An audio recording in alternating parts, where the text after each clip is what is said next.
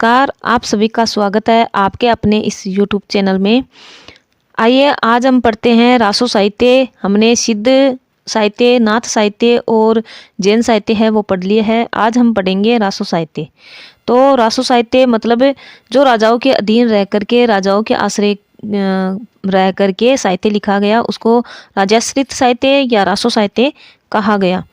तो रासो शब्द की उत्पत्ति है, पहले तो ये देखते हैं कि रासो शब्द की उत्पत्ति है वो किससे मानी जाती है। कौन कौन से इतिहासकार या लेखक है वो इसकी उत्पत्ति किससे मानते हैं। जो परीक्षा के दृष्टिकोण से महत्वपूर्ण है, हम इसको देखते हैं।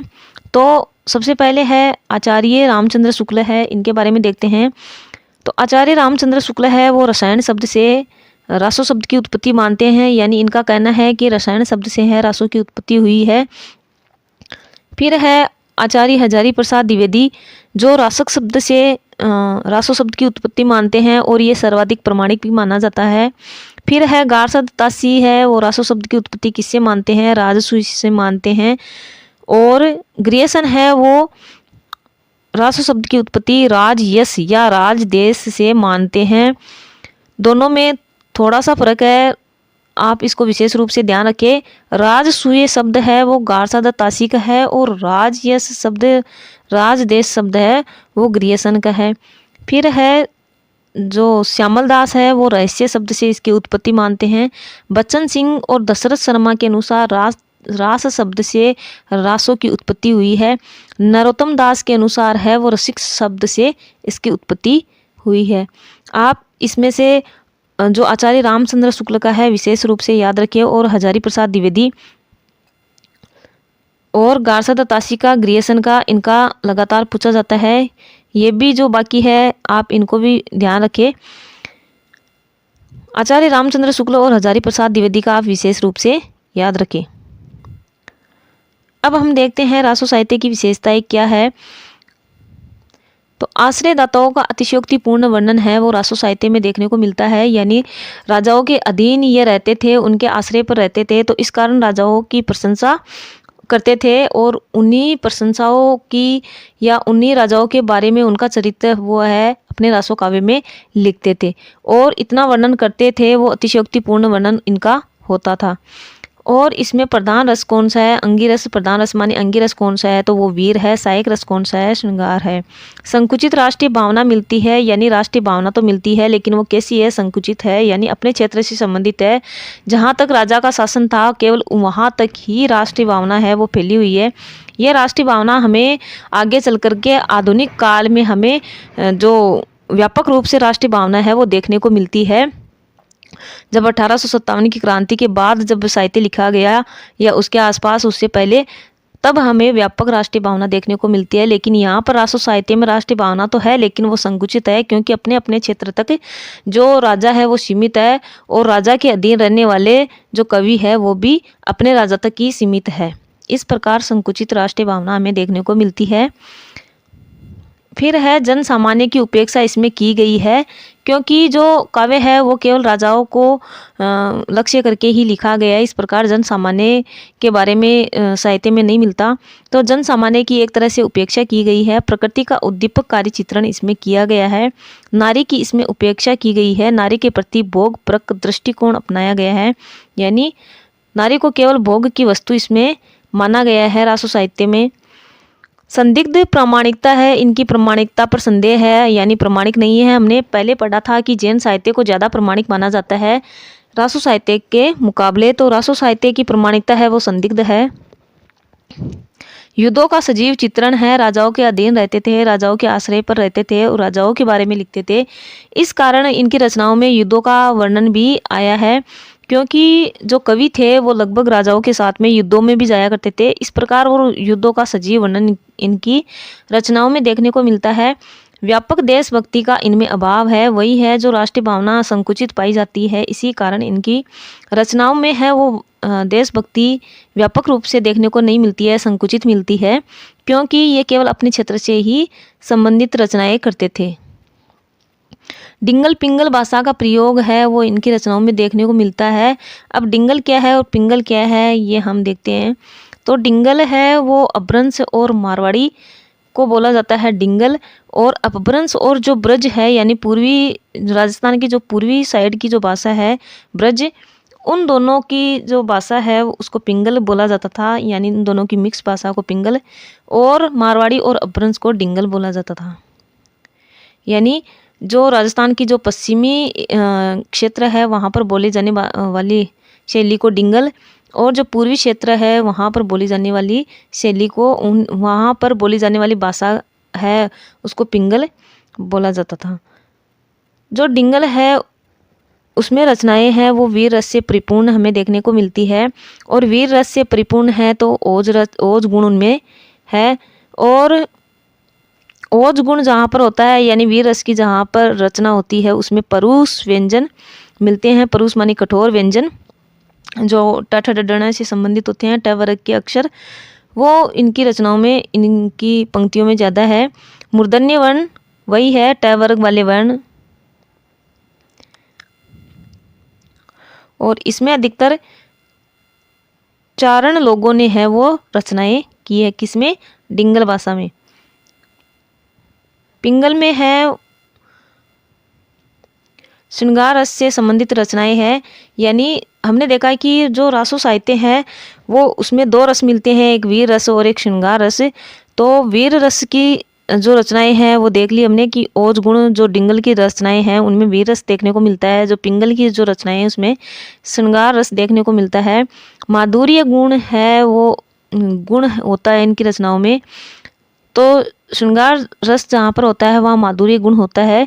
और माधुर्य गुण में कौन सी कोमल कांत पदावली का प्रयोग किया जाता है, यानी पंचम अक्षरों का प्रयोग किया जाता है। माधुर्य गुण में पंचम अक्षर होते हैं और ये भाट लोगों द्वारा लिखी रचनाएं हैं।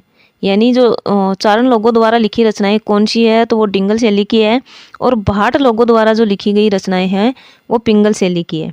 इस प्रकार से आपको इनको याद रख लेना है।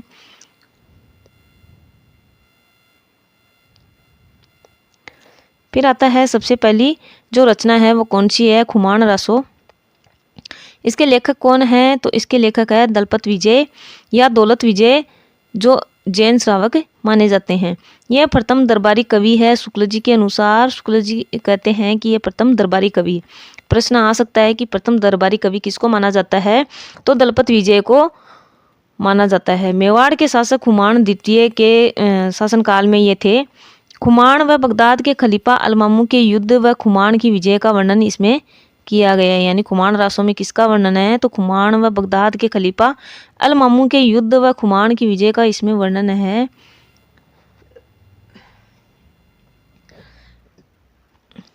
ये कब का ग्रंथ है तो ये 9वीं सदी का ग्रंथ है। किसके अनुसार? शुक्ल जी के अनुसार, हजारी प्रसाद द्विवेदी के अनुसार और मोतीलाल मेनारिया के अनुसार। यह कब का है तो 17वीं सदी का है। देखो दोनों में काफ़ी फर्क है, तो आपको इसे विशेष रूप से ध्यान रखना है कि 9वीं सदी इसको कौन मानता है और 17वीं सदी से कौन मानता है। 9वीं सदी शुक्ल जी के अनुसार 9वीं सदी है और हजारी प्रसाद द्विवेदी के अनुसार 17वीं सदी इसका समय है। आचार्य शुक्ल इस रचना को 9वीं सदी की मानते हैं, जबकि मोतीलाल मेनारिया इसे चित्तौड़ नरेश राज सिंह के समकालीन रचना मानते हुए 17वीं सदी की रचना मानते हैं। तो मोतीलाल मेनारिया है वो इसे चित्तौड़ नरेश यानी राज सिंह है वो 1600 में जब है, यानी 17वीं सदी के शासक है राज सिंह, तो वहाँ की उस समय की रचना है वो खुमान रासों को माना जाता है। अगली है बिसलदेव रासो, जो काफ़ी महत्वपूर्ण रचना है। और तो इसके लेखक है नरपति नालय। इसका समय क्या है तो 1155 ईस्वी या फिर 1212 विक्रमी, दोनों ही तरीके से प्रश्न आ सकता है। आपको ध्यान रखना है क्या बिसलदेव रासो है वो कब की रचना है तो 1155 ईस्वी 1212 विक्रमी। इस बिसलदेव रासो का नायक कौन है तो विग्रहराज चतुर्थ यानी बिसलदेव इसका नायक है। नायिका कौन है तो राजमती भोज परमार की पुत्री है वो नायिका है इसकी। यह जो रचना है वो 4 भागों में एक तरह से विभाजित है, यानी इस रचना में हम 4 भाग देख सकते हैं।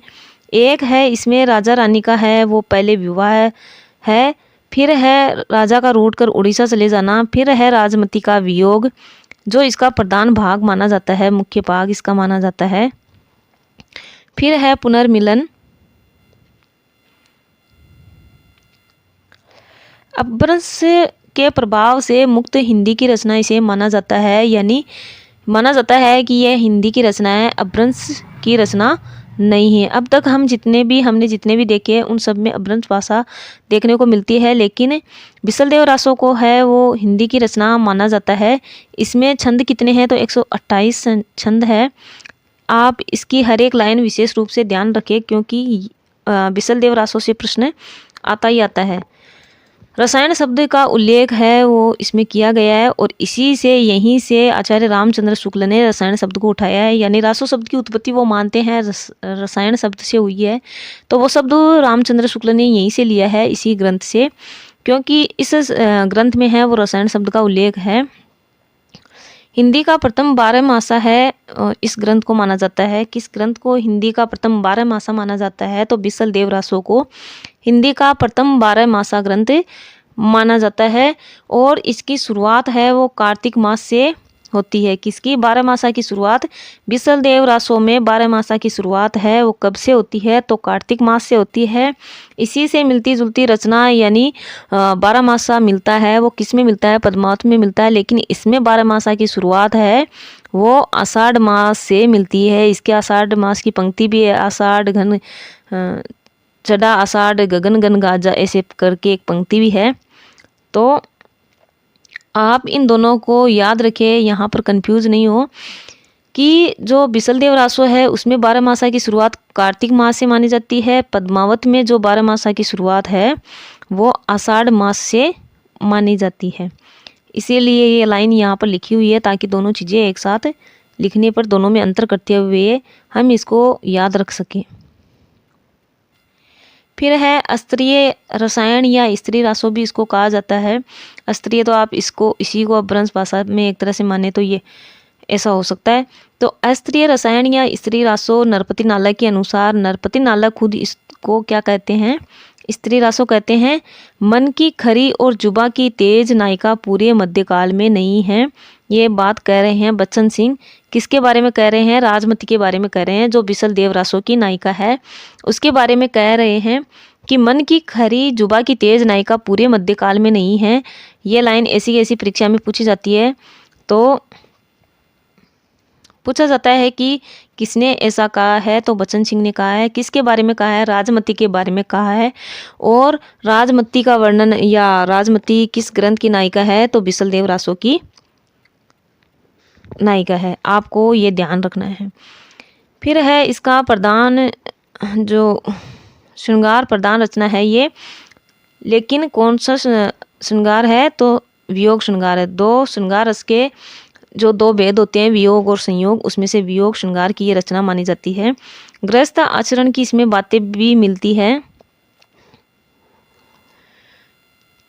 पूछा जा सकता है कि गृहस्थ आचरण की बातें हैं वो किस में देखने को मिलती है। हमने एक पीछे ग्रंथ पढ़ा था तो उस श्रावकाचार, उसमें भी गृहस्थ आचरण की बातें देखने को मिलती है, लेकिन वो जैन रचना है यानी रास है। और यहाँ पर कौन सा रासो साहित्य जिसमें गृहस्थ आचरण की बातें देखने को मिलती है तो वो आपको करना है बिसलदेव रासो। संदेश रास का इस पर प्रभाव है वो देखने को मिलता है, क्योंकि 12मासा है तो 12मासा इससे पहले एक तो पद्मावत है, लेकिन वो तो बाद में आएगा। तो इस ग्रंथ से पहले जो 12मासा है वो संदेश रासक में है, तो आप मान सकते हैं कि उसका प्रभाव हम बिसलदेव रासो पर मान सकते हैं। फिर ये वीर गीत माना जाता है, यानी गीत क्यों? क्योंकि गेय परंपरा का इसको माना जाता है। शुक्ल जी इसको गेय परंपरा का मानते हैं और राग केदार में इसको गाया जाता है, ऐसा शुक्ल जी का कहना है। तो इस प्रकार से गेय परंपरा का इसको शुक्ल जी मानते हैं। प्रश्न आ सकता है कि गेय परंपरा का ग्रंथ किसको माना जाता है तो बिसलदेव रासो को माना जाता है, यानी ये शुक्ल जी है इसको वीर गीत कहते हैं। सर्वाधिक श्रृंगारिक रासो है, यानी बिसलदेव रासो में जो सबसे ज़्यादा श्रृंगारिक रासो ग्रंथ माना जाता है वो बिसलदेव रासो को माना जाता है। बिसलदेव रासो यद्यपि श्रृंगारिक रचना है, फिर भी ये वीर गीत के नाम से विख्यात है। तो प्रश्न आ सकता है कि कौन सा रासो साहित्य वीर गीत के नाम से भी जाना जाता है, तो बिसलदेव रासो तत्कालीन एकमात्र ऐसी रचना जो आश्रयदाताओं का गुणगान न करके गृहस्थी पर आधारित है। यानी है तो वैसे राजा और रानी का ही वर्णन है, लेकिन फिर भी उनकी एक गृहस्थी का वर्णन है।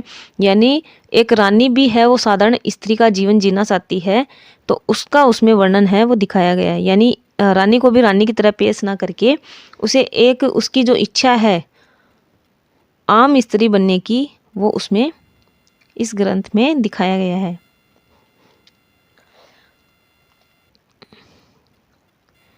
अब देखते हैं बिसलदेव रासो का संपादन करने का कार्य वो किसने किया है, तो सत्यजीवन वर्मा ने किया है। सत्यजीवन वर्मा कौन है, तो भारतीय लेखक संघ के अध्यक्ष है और कब 1934 में बने थे। सूर रामायण का संपादन भी इन्होंने किया है, यानी एक बिसलदेव रासो का संपादन किया है। सूर रामायण का संपादन ये भी आपको ध्यान में रखना है। अब पढ़ते हैं पृथ्वीराज रासो के बारे में। पृथ्वीराज रासो जिसके लेखक है चंद बरदाई। लेखक चंद बरदाई बलदेव पृथ्वी भट्ट जगात शाखा के बाट, कोई भी आ सकता है, आपको सारे ये ध्यान में रखने हैं। इसकी भाषा कौन सी है, पृथ्वीराज रासो की भाषा कैसी है, तो डिंगल पिंगल मिश्रित, मुख्य रूप से पिंगल। परीक्षा में आ सकता है, अगर प्रश्न ऑप्शन में ऐसा आता है टिंगल पिंगल मिश्रित, तो आपको ये करना है। लेकिन अगर उसमें डिंगल अलग और पिंगल अलग ऑप्शन में दे रखे हो, तो आपको इस पर टिक करना है। यानी पिंगल है वो इसकी मुख्य भाषा है। फिर इसमें नायक कौन है, तो पृथ्वीराज तृतीय इसके नायक है। नायिका कौन है, संयोगिता है। अंगिरस कौन सा है, तो अंगिरस वीर है। सहायक रस है वो श्रृंगार रस है।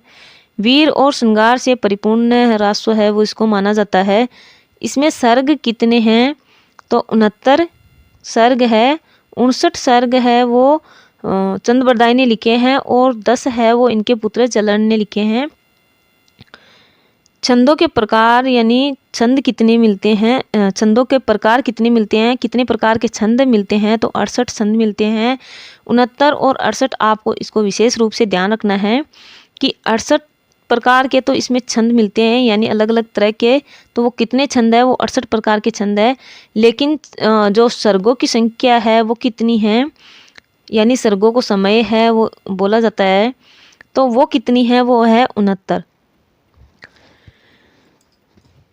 छपे का राजा है वो शिव सिंह सेंगर द्वारा कहा गया है कि इसको चंद बरदाई को है वो छपे का राजा कहा गया है, क्योंकि इन्होंने छपे चंद का अधिक प्रयोग किया है। तो छपे का राजा है चंद बरदाई को किसने कहा है, शिव सिंह सेंगर ने कहा है। छंदों का राजा है वो डॉक्टर नामवर सिंह ने कहा है, क्योंकि 68 प्रकार के छंदों का इन्होंने प्रयोग किया है, तो डॉक्टर नामवर सिंह ने इन्हें छंदों का राजा कहा है।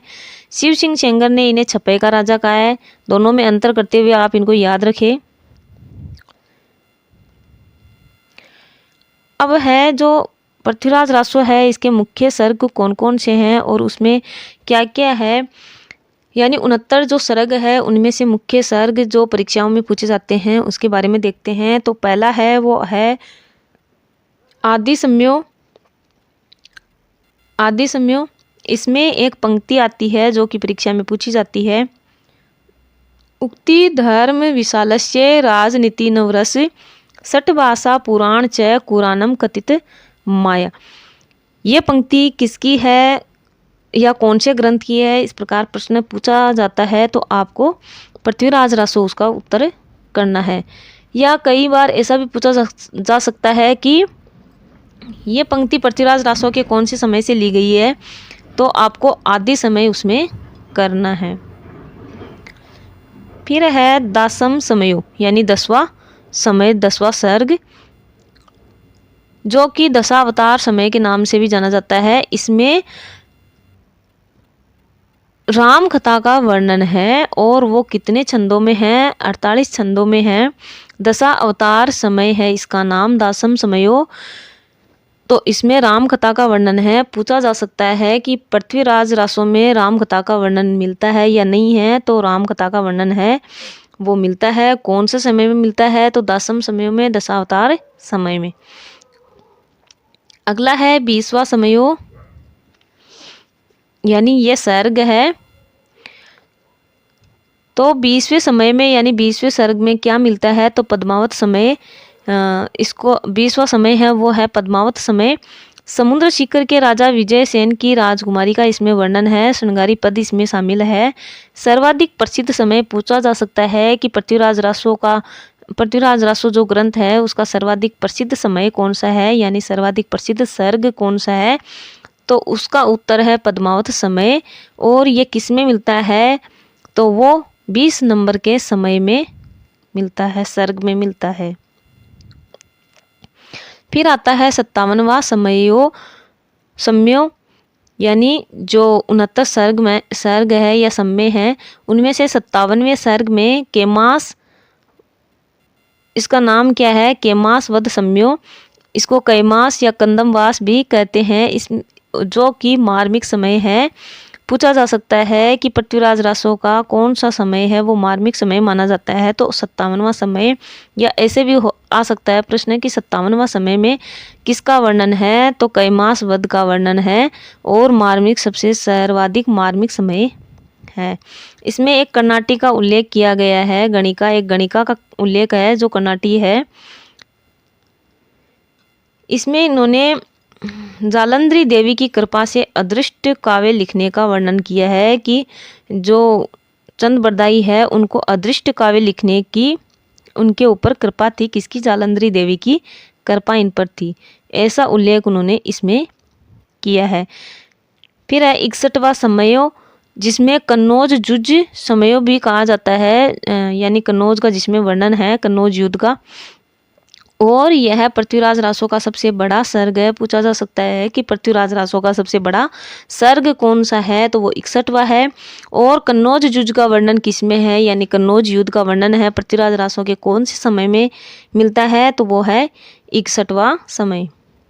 फिर है अंतिम 69वां, क्योंकि अंतिम है तो पूछा जा सकता है, तो इसमें किसका वर्णन है या इसका नाम क्या है, तो महोबा सर्ग इसका नाम है और ये अंतिम सर्ग है। तो पूछा जा सकता है अंतिम सर्ग कौन सा है या महोबा सर्ग किसे कहा जाता है, कौन से सर्ग को माना जाता है, तो 69वां सर्ग है।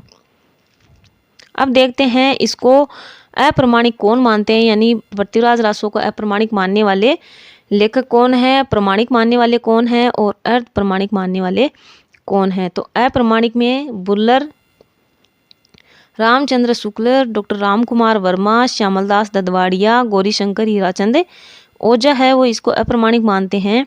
फिर प्रमाणिक में कर्नल जेम्स टोड, ग्रियर्सन, मिश्र बंधु, श्याम सुंदर दास, मोहनलाल विष्णुलाल पांड्या इसको प्रमाणिक मानते हैं। अर्ध प्रमाणिक है वो हजारी प्रसाद द्विवेदी, सुनीति कुमार चटर्जी, दशरथ शर्मा, जीन विजय सूरी इसको अर्ध प्रमाणिक मानते हैं।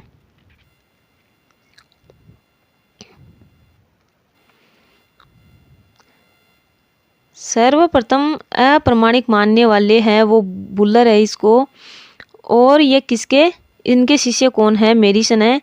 और 1875 ईस्वी में इन्होंने अपनी रचना में इसको अप्रमाणिक बताया।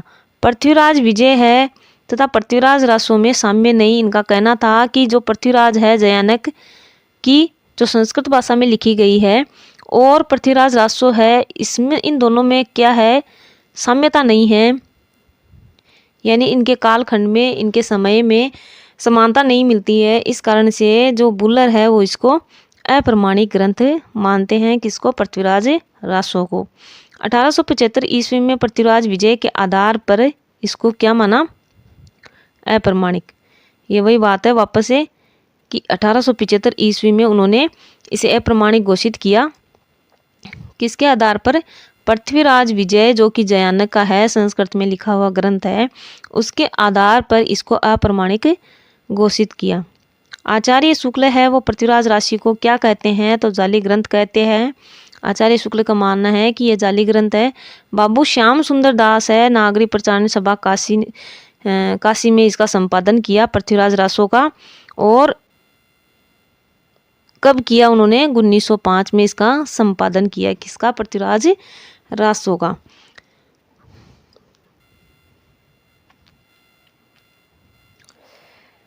श्याम सुंदर दास ने इसका संपादन किया। यहाँ देखिए,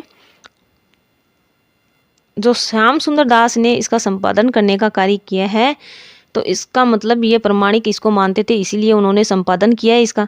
तो आप इस तरह याद रख सकते हैं कि इन्होंने इसका संपादन कार्य किया, तो ये प्रमाणिक में आएंगे।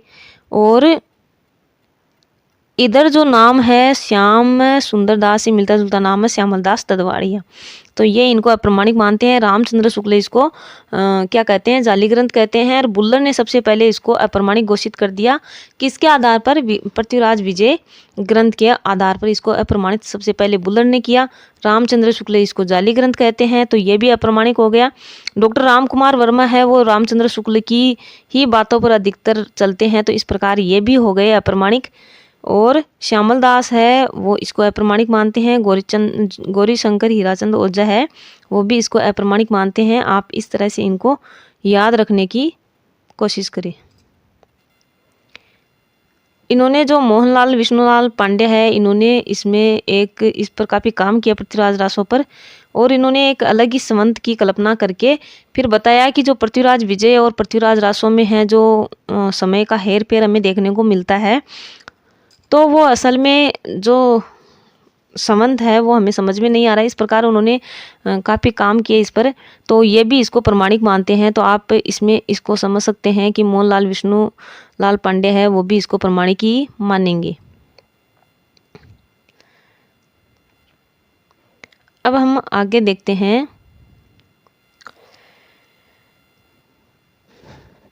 जो श्याम सुंदर दास है, इन्होंने नागरिक प्रचारणी सभा काशी के द्वारा इसका संपादन कार्य किया। कब किया इन्होंने इसका संपादन? 1905 में किया। प्रश्न पूछा जा सकता है कि सबसे पहले किसने इसका संपादन कार्य किया, तो बाबू श्याम सुंदर दास ने। कब किया? 1905 में किया। विष्णुलाल पांड्या ने, मोहनलाल विष्णुलाल पांड्या ने इसमें एक अनंत नाम के संबंध की है वो कल्पना करी है, जिसको रासो संरक्षण ये कहते हैं। हजारी प्रसाद द्विवेदी है, वो इसको अर्ध प्रमाणिक मानते हैं, ये हमने देखा। तो ये कहते हैं कि जो सुख सुखी संवाद है इसमें वो तो है प्रमाणिक, और बाकी जो है वो है अप्रमाणिक। इस प्रकार से ये इसे अर्ध प्रमाणिक कहते हैं। यानी जो सुख सुखी संवाद है आता है पृथ्वीराज रासों में वो प्रमाणिक है, और बाकी है वो अप्रमाणिक है। सर्वाधिक शोध है वो इस पर किसने किया है, तो अगरचंद्र नाटा ने इस पर सर्वाधिक शोध किया है। नरोत्तम दास स्वामी के अनुसार ये मुक्तक काव्य है। पृथ्वीराज रासों के 4 रूप है, नरोत्तम दास स्वामी बताते हैं कि 4 रूपों में ये मिलता है। एक रूप है इसका वृद्ध रूप, जिसमें 69 समय है, जो कि सर्वाधिक अप्रमाणिक माना जाता है, यानी सबसे ज़्यादा जिसमें समय है वो अप्रमाणिक है। जबकि जो लघुत्तम रूप है इसका 1300 जिसमें समय मिलते हैं, वो पद मिलते हैं, वो सर्वाधिक प्रमाणिक इनके अनुसार है। एक है वृद्ध, एक है मध्यम, फिर है लघु, फिर है लघुत्तम। लघुत्तम सबसे छोटा। तो इस प्रकार से ये इसको मानते हैं। एक आता है पद्मावत, एक महाकाव्यात्मक त्रासदी है। ये लाइन आती है, पूछी जाती है, तो ये किसकी है, तो डॉक्टर विजय देव नारायण साई की है। राजनीति की महाकाव्यात्मक त्रासदी ये कहा है डॉक्टर बच्चन सिंह ने। देखो, इसको पृथ्वीराज रासों को राजनीति की महाकाव्यात्मक त्रासदी वो कहा है डॉक्टर बच्चन सिंह ने, लेकिन पद्मावत एक महाकाव्यात्मक त्रासदी है, ये डॉक्टर विजय देव नारायण साई ने कहा है। दोनों लाइनें मिलती जुलती है, इसलिए एक जगह लिखी हुई है। पृथ्वीराज रासों को महाकाव्यात्मक, राजनीति की महाकाव्यात्मक त्रासदी किसने कहा, तो बच्चन सिंह ने। आप ध्यान रखें।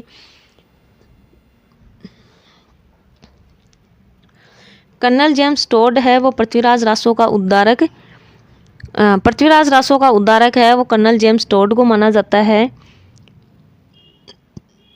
पृथ्वीराज रासों में जहाँ सुख सुखी संवाद आते हैं वो घटनाएं प्रमाणिक है, बाकी घटनाएं अप्रमाणिक है। ये किसका कहना है, तो ये आचार्य हजारी प्रसाद द्विवेदी का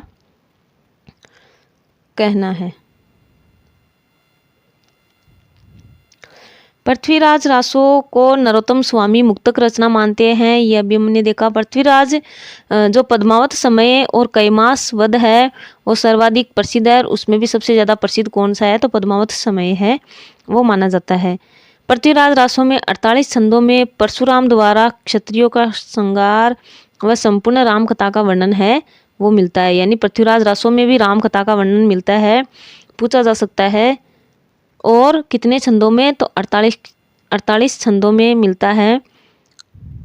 चंद बरदाई हिंदी का प्रथम महाकवि और पृथ्वीराज रासो है वो हिंदी का प्रथम महाकाव्य है। ये आचार्य रामचंद्र शुक्ल कहते हैं कि चंद बरदाई है वो हिंदी का प्रथम महाकवि है। चंद बरदाई को हिंदी का प्रथम महाकवि कहा गया है। और पृथ्वीराज रासो जो रचना है वो हिंदी का प्रथम महाकाव्य माना जाता है। पृथ्वीराज रासो के 4 संस्करण मिलते हैं, जिसमें सबसे बड़ा संस्करण है वो नागरी प्रचारण सभा काशी द्वारा प्रकाशित हुआ है, जिसमें 16,306 छंद है, 69 समय हैं तथा डॉक्टर दशरथ शर्मा इसे मूल रासो मानते हैं। जो दशरथ शर्मा है वो कहते हैं कि यही मूल रासो है। इसकी एक लाइन है, पुस्तक जलन हत दे गजनी चले नरकाज। यानी जो अधूरी लिखी हुई थी ये पुस्तक जलन को हाथ में देख करके कहाँ चले गए थे चंद बरदाई, गजनी चले गए थे। किस कारण, नृपकाज यानी राजा के काम से।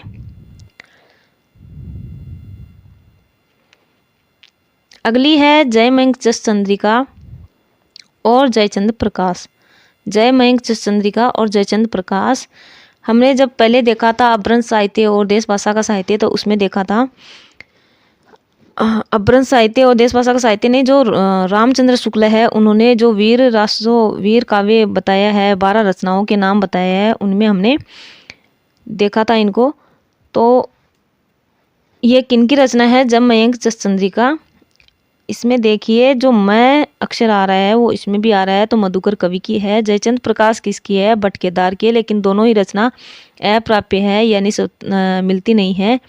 लेकिन इसके बारे में है वो दयाल दास सिडाएच की जो रचना है, बीकानेर और राठौड़ारी ख्यात में इसका उल्लेख मिलता है। यानी इन्होंने इन ग्रंथों का है वो उल्लेख किया है, बाकी ये रचनाएं नहीं मिलती है। अगला है परमाल रासो, जिसको आलाखंड भी कहा जाता है। 1865 ईस्वी में एक अंग्रेज ICS अधिकारी चार्ल्स इलियट ने महोबा क्षेत्र के लोकगीतों के आधार पर इसका प्रकाशन करवाया। यह लोकगीत आला छंद में गाया जाता है। इसमें राजा परमतिदेव के 2 सेनानायक आला और उदल की वीरता का वर्णन है। आला और उदल का वर्णन पृथ्वीराज में भी मिलता है। पृथ्वीराज रासो में भी आला उदल का वर्णन है वो मिलता है। तो ये रचना है वो मूल रूप से नहीं मिलती है, तो इसको प्रकाशित करवाने का कार्य है वो किसने किया है, तो ICS अधिकारी चार्ल्स इलियट, जिसने 1865 में महोबा जो क्षेत्र था वहाँ पर जो लोकगीत गाए जाते थे उनके आधार पर इसका है, यानी उन लोकगीतों का संग्रह उन्होंने किया है। और वो लोकगीत किस छंद में गाए जाते थे, तो आला छंद में। और इस परमाल रासो में यानी आलाखंड में वर्णन किसका है, तो आला और उदल का इसमें वर्णन है। जो बनापर शाखा के 2 सेनापति थे उनकी वीरता का इसमें वर्णन किया गया है। यद्यपि आज जगनिक की रचना का कहीं पता नहीं है, यानी परमाल रासो को जगनिक की रचना माना जाता है। जगनिक की जो रचना मूल रूप से जो रचना थी परमाल रासो, उसका कहीं पता नहीं है, किंतु लोकगीतों के माध्यम से ये हिंदी भाषी प्रांतों के कण कण में गूंज रही है। यानी लोकगीतों के रूप में ये अभी भी गाई जाती है आला छंद में। यह गूंज मात्र है, शब्द नहीं, यानी अब केवल इसकी गूंज रह गई है, अब केवल इसके बोल रह गए हैं, इसके शब्द नहीं है। यानी लिखित रूप में ये कहीं नहीं मिलती है, ये कह रहे हैं आचार्य रामचंद्र शुक्ल। इसकी एक पंक्ति है, 12 बरस लो कुकर जीवे अरु 13 लो जिए सियार, बरस 18 क्षत्रिय जीवे आगे जीवन को धिक्कार। ये पंक्ति परीक्षा में आती है, तो ये किसकी है, परमाल रासो की पंक्ति है। यानी 12 बरस जो कुत्ता है वो 12 बरस जीता है और सियार वो 13 बरस जीता है। अपना जीवन जीता है, और क्षत्रिय है वो केवल 18 वर्ष अपना जीवन जीता है। इससे ज़्यादा अगर जीवन जीता है तो उसके जीवन को क्या है, धिक्कार है।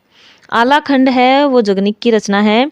महोबा के शासक परमतिदेव चंदेल के जो 2 सेनापति थे, आला और उदल बनाफर शाखा के राजपूत सेनापति, तो इनका इसमें वर्णन है। और इसको प्रकाशित करवाने का काम किसने किया, ऊपर हमने देखा 1865 में चार्ल्स इलियट ने इसको आलाखंड के नाम से प्रकाशित करवाया।